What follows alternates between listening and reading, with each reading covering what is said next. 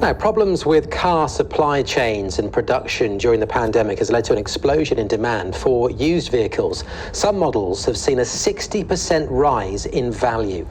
The Tonight programme this evening investigates why car manufacturing in the UK is down 40% year on year and the knock-on effects it's having across the industry, including at this dealership and service centre in Solihull. Our service centre is absolutely flying right now. I believed a lot more people are keeping their cars because obviously they can't get new cars, and a lot of fleet companies, for example, like we've got one big hire company who utilise our services, and they traditionally don't keep cars over 3 years old, and that's the same with a lot of company fleets and a lot of big kind of fleet providers.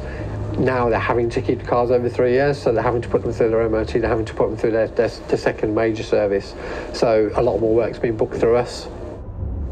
Well, earlier I spoke to Ginny Buckley, a motoring journalist and reporter on tonight's programme. Given the perfect storm of conditions that's pushing up prices, I began by asking if we should all be rushing out to sell our cars. Sam, that's the question. I wish I could give you a simple yes or no answer, but I can't, I'm afraid. It's a bit more nuanced than that because there are some winners at the moment and there are some losers. So look, if you found the car that you want at a price you're happy with, then go for it. You might be pleasantly surprised at what you can get for the car that you're going to trade in. It's not that simple though if you're waiting on a new car, as so many people are, and we're going to be exploring that in the programme tonight.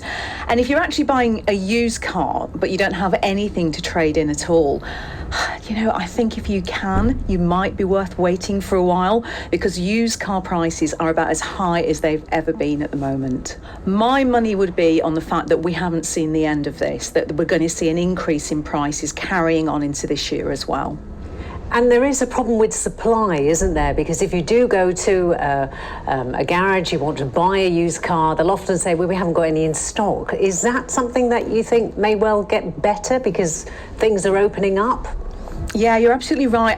And I don't think we're going to see that clearing immediately either. Of course, Jaguar Land Rover, one of the big car makers here in the UK, has been really hard hit by this semiconductor crisis. So these are the microchips, Sam, that go into everything. You know, your TV, your toaster, your mobile phone, they go into cars. And these chips are in really short supply.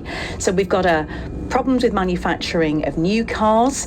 That means that people are moving into looking for used cars instead, and that is what's driving the prices up. Sadly, we're going to have to leave it there. We could talk for much longer, but good luck with the programme today, Ginny, and thank you very much for joining us. Thanks, Sam. Lovely to talk to you.